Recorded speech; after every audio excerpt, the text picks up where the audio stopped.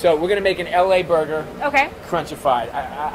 You know, if you pressed me and you said, you know, you can only have one burger here at Bobby's Burger Palace, what would it be? It'd be the LA burger, crunchified. Very simple. Cheddar cheese. It's got avocado relish. Yes. Some tomatoes and some watercress, because obviously it's a healthy burger. And we're gonna crunchify it with some thin, crisp potato chips. Okay. All right. So here's what we do. So we're gonna use some canola oil. You gonna do this? I can do this. Okay. You want me to do it? Canola oil. Canola oil. Okay. Let's make 2 burgers. All right. Okay. So now the first thing we're gonna do is we're gonna season it very liberally with salt and pepper. You see that? That's important. Very, very important. Okay, on both sides.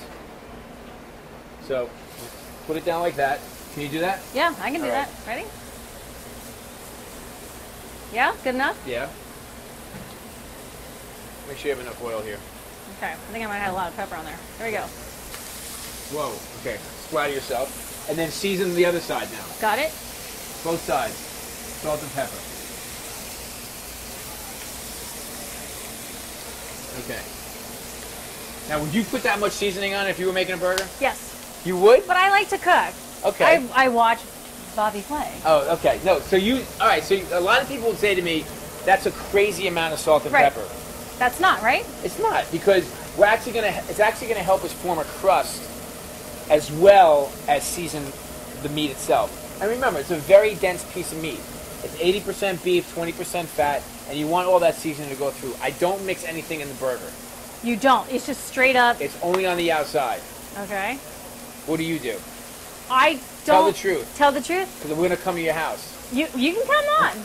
I hand form it. Like we make a little hole in the center and everything. Okay, do you have to do that? I do that sometimes too, like this. Yeah, make a little dimple. That's a good tip, actually. Just make a well in it. This way. Did you learn that from me? No. No, but that's okay. I've seen you do it, so this is good. But you put a well. And tell us why you do that. Because that way it doesn't become this mound. It stays. It doesn't plump up like a football. Yeah. And then, because what happens is when it does that, people take the back of a spatula and press it down, and then you squeeze out all the juices. Okay. So is the salt more important than as far as getting that crust on there? Is salt important? More important than the pepper for getting that crust? Yes, probably. Yeah. Okay. But I mean, I like black pepper, so I like to use it. Got it. Okay. So now, one of the things that people do all the time, especially like guys, right, who grill. There's 2 kinds of guys in the world. Do you know this? No, but I want to know. There's 2 kinds of guys in the world. Guys that can grill and guys that think they can grill. That encompasses every guy in America, right? Yeah. Because no matter what, even if they don't cook for the rest of the year, as soon as it gets warm out and they grill, they own the domain. Please. Why? Because that's their space. Yeah, Men grill. They either put it too high. They think they can grill. Right. So what happens is they get out there and they think that, you know, grilling means they have to flip and turn and flip and turn, and that's the first mistake people make. If you notice, you and I have just been standing here for a couple minutes not doing anything. Right. We're letting the griddle do its job. Now, again, I'm not cooking on a grill, I'm cooking on a griddle, a flat iron, because I want it to get crusty, and also, if you can see, the fat is not slowly melting, it's dripping down, and it's actually starting to cook in its own juices. And that's the key.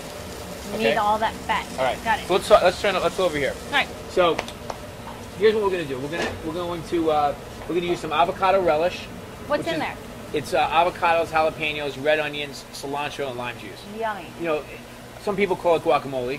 Yeah, but you call it a relish. I mean, yeah, I just call it avocado relish. Just because it's an Trying to American elevate this. No.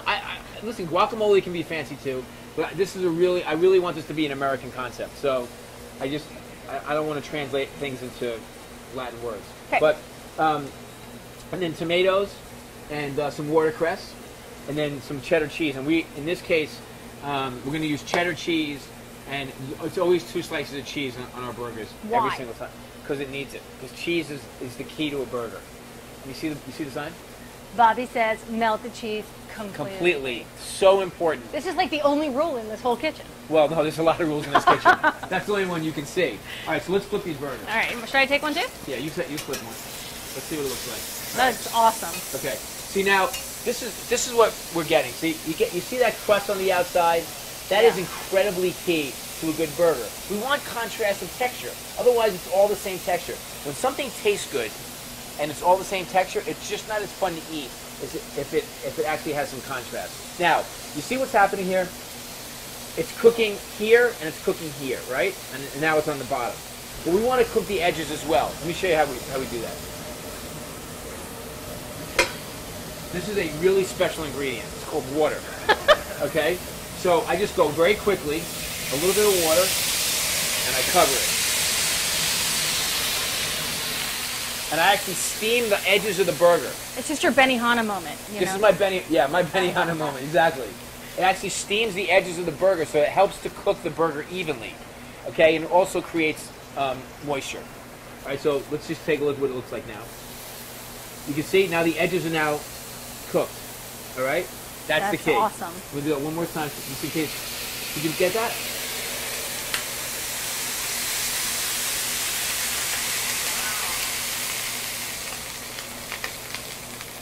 Burger mastery. All right, now. So, let's see how these are cooked. How do you know? Like when it's medium, medium rare, the whole deal? Well, I can just do it by touching it. That's like medium rare right now. So, how do you like your burgers cooked? Medium. Medium? Okay, we'll cook medium rare is fine. Medium's good. You want me to cook it a little bit more longer? No, we're good. You don't care. I don't care. All right. So now we're gonna put some cheese on here. Okay. Okay. Bring the cheese plate over. Ready? Cheese on both. 2 slices. Okay. Put the plate down. Yes, sir. Point. Okay. Now you're gonna melt the cheese. How are we gonna melt the cheese? I'm gonna do this. Hold on. Nope. We're gonna do this teamwork. We're gonna put some more water. We're gonna steam it again. Ready? Okay. Got it. I'll tell you when to cover it. Go. Now, this is how you melt the cheese completely. Okay? You have to steam the cheese so it melts evenly. And the idea is you want the cheese to start melting. Now, cheddar cheese actually doesn't melt as well as American cheese. It has a little bit more of a waxier sort of texture to it. Okay? American cheese melts perfectly. Okay? But cheddar cheese is going to melt fine. That's what you want to see. That melts just fine to me. Okay. Now, let's toast our buns. Okay. Come over here. So this is our toaster. I need one of these. And then this one here. Right. And they're going to come through and they're going to be toasted. Am I going to be able to get a job here as soon as this is over? I don't know yet. Oh, yeah, all right. Right now it's up in the air. Dicey? It's very dicey. You see how your burgers come. Okay. How do they look? They look great. All right, come on, bring them over here. Got it? Is that the bottoms? Yeah, okay. The bottoms. All right, so let's bring your burgers. Put your burgers on the bottom there. You are good. You're a lefty, too. I am a lefty. Only the best, right? Okay. Let me take this with me. Lefties are dangerous. Southpaw burger cook. There you go. Very, very dangerous. All right, now let's start to build this burger, okay? What goes first? So, why don't we put, let's put some tomato on each. Very thin tomato, right? Okay, a little bit of avocado relish. Not too much. Not too, like that much? That's plenty. I like avocado. Okay. Right? Then a little bit of watercress. And what I like to do is just kind of take like that much. Just put it right on top. Okay.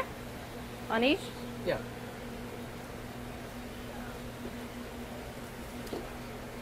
See how California that looks? Oh, it looks so LA. Are you kidding me? Now, we want to crunchify these, don't we? Yeah, of course we do. Because, All of right. course, why do you like crunch on a burger? I like crunch on the burger because it has a really good texture to it.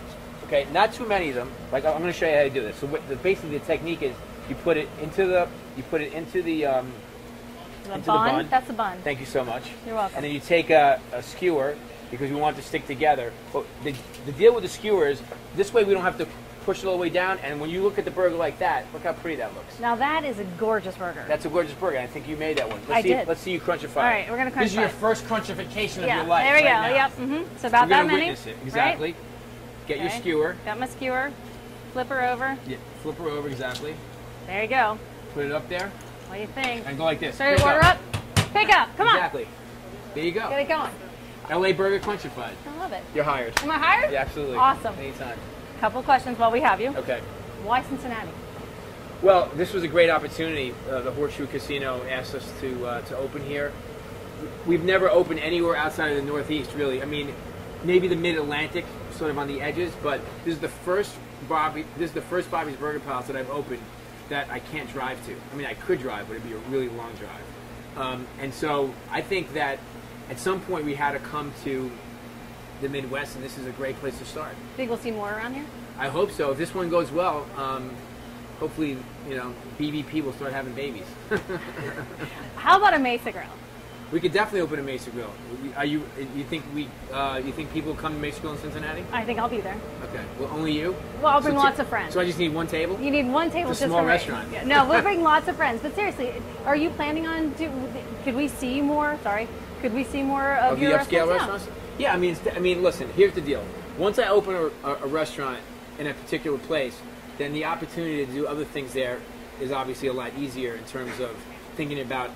Because I have to come here anyway, so why not open another restaurant that I already have? So it's definitely a possibility. So do you plan to come here often? Oh yeah, absolutely. I mean, I'm very hands-on in my restaurants.